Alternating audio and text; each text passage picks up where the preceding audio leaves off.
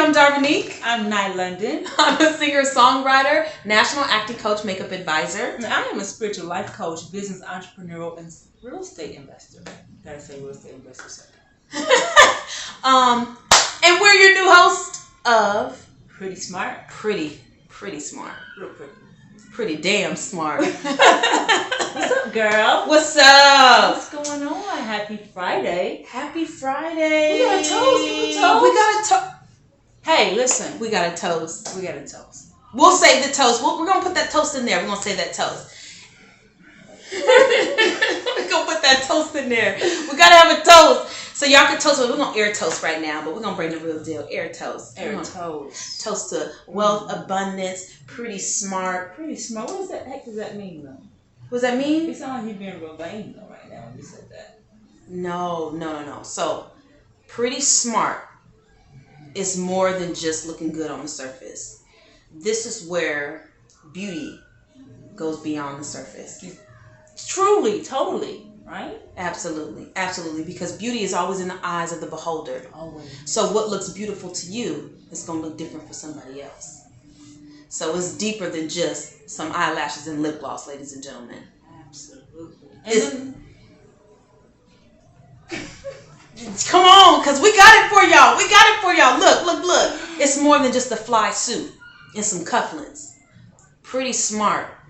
It speaks to depth, a variety of things, life experiences from all different walks of life. All different walks of life, all different ethnicities, all different cultures. And you know what? I think it's important to be more than a pretty face. It is more. Oh my gosh. You gotta be smart. Right. You gotta be pretty smart. You gotta have some sense, girl. Guy. Man. You gotta have some sense.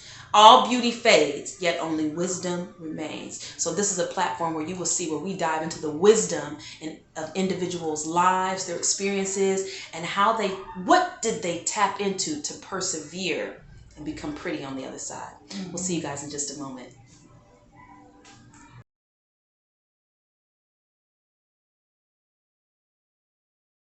What's up, Nikesha? What's up? What's going on in your world? Nye London. You know I go by Nye London. Nye London. That is my new name. That's official. That's a stamp. So that takes Nikesha, Nye, and then my middle initial L. Nye London.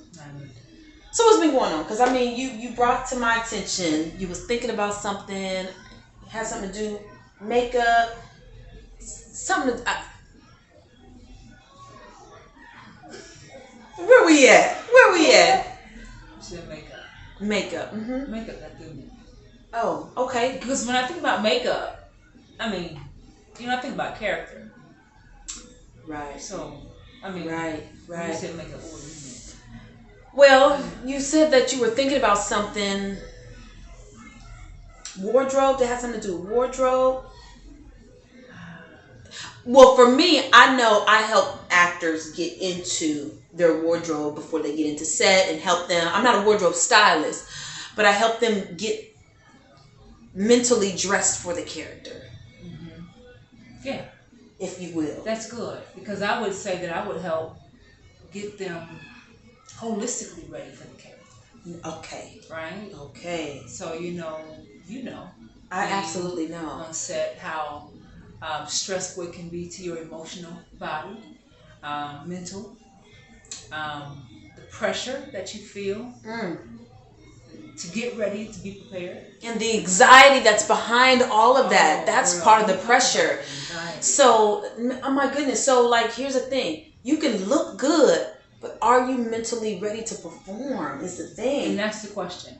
And so I wish a lot of the A-lister actors had more prep time.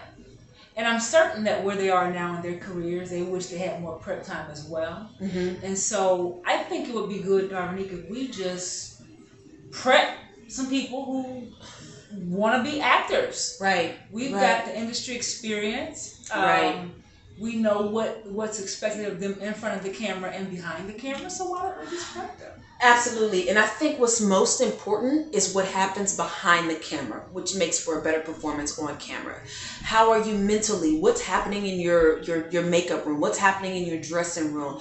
Are you even centered? Did you do your part as far as preparing for the script, preparing for the lines? And then, because here's the thing, as a working professional in the industry, we cannot allow what we're dealing with personally to bleed into what's happening professionally while you're on set. You say these things so well. To bleed into it. Yeah, because it can leak into it and affect your performance. So how do you close that door? Mm-hmm. And realize, because you have to have multiple switches, know which one to turn on, when to turn off. You got to compartmentalize. This is true. Where you're at and what's demanded or required of you in those moments. Mm-hmm. You said something that was really key. You said, "Are you centered?" So let me just ask you, what does it mean to be centered? I mean, what would one need to do to be centered? Because all these people know, most people, is that I want to do this. I think I'm good at it. They don't know, about centering unless that's being taught. So what do you mean when you say centered? Oh, there's a whole process to me getting centered. I'll share some personal experiences that I've learned back when I was in college. Acting exercises that got me centered. Because going back to, I had an amazing coach at that time. You cannot allow all the thoughts that you're dealing with to affect what's supposed to be happening in your performance. The script is different from your own personal life. The script is different from your own thoughts. You're now thinking the thoughts, or should be thinking the thoughts of the character. So we went into these very deep acting exercises where it involved a lot of physical movement, stomping and chanting and yelling and shaking of the face, and really getting relaxed and getting past what most people would say, "Oh my gosh, I look so silly doing this." Getting past that. Mm-hmm. Once you break that barrier, you liberate yourself into the performance. Oh my gosh. You know why it makes sense to me? Because it's got to make sense to me. It makes sense to me because you cannot grow unless you're being stretched. You can't grow you can't grow when you're comfortable. Oh! Right? Oh!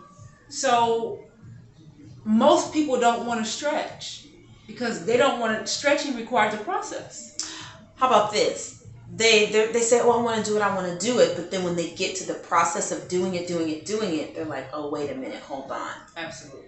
That's typically what happens. Yeah. It reverses on them. Mm-hmm. I want to do this. I want to do that. Mm-hmm. But the process to transitioning into great is uncomfortable. It's uncomfortable. Very. And I want to say this. If you're out there and you're watching us right now and you feel like you want to be great, you feel like you've been called to be great, I don't know, the church told you that you were supposed. Yeah. When we talk about the church, we got to talk about the church. You got to talk about the church. Uh-huh. So, to be great is to be misunderstood. So if you don't want to be misunderstood, then you probably don't really want to be great. If you want to be great, you got to ruffle some feathers unapologetically. Unapologetically, that is good. Isn't that good? That's so good. That's so pretty smart. Dang it! Smart. That is pretty smart. That is pretty damn smart. It is. You got to be okay with ruffling some feathers. Mm-hmm. How would you do? How would you get into a space of getting out of your comfort zone? Because that takes growth. To start tapping into being okay with ruffling some feathers. What are some minor steps that can potentially or possibly happen to start getting into that natural groove? Like, oh well. To get into that, I don't give a.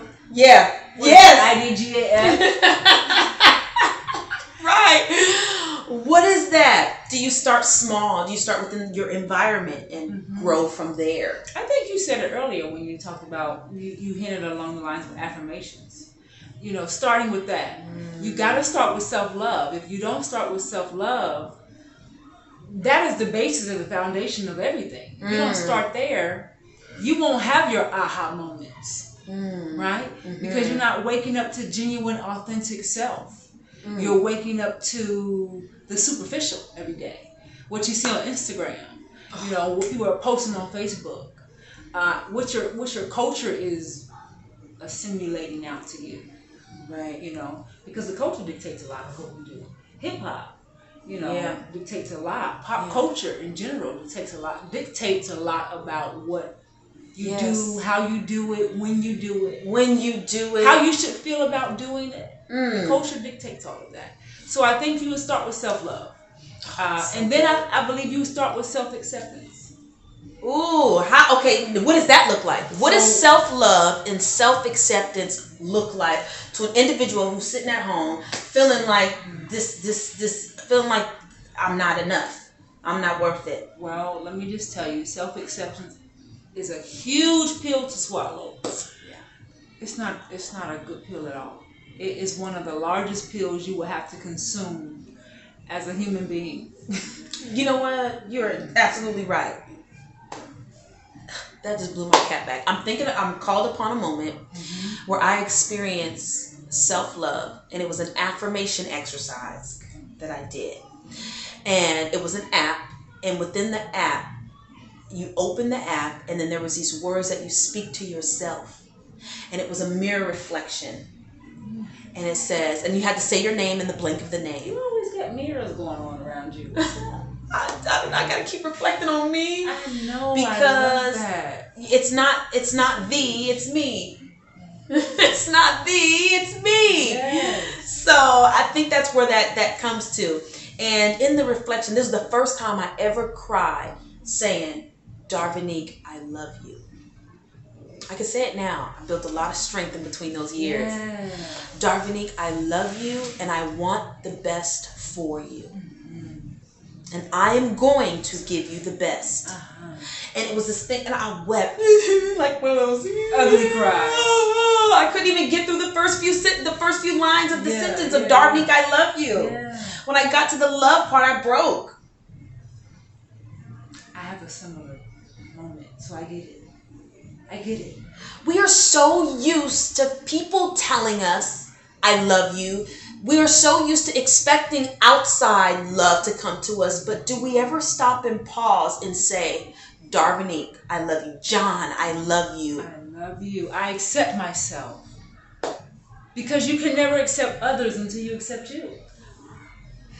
Right? Ladies and gentlemen, this is so good. This is so much. We'll be back on we'll be back after the break on Pretty Smart.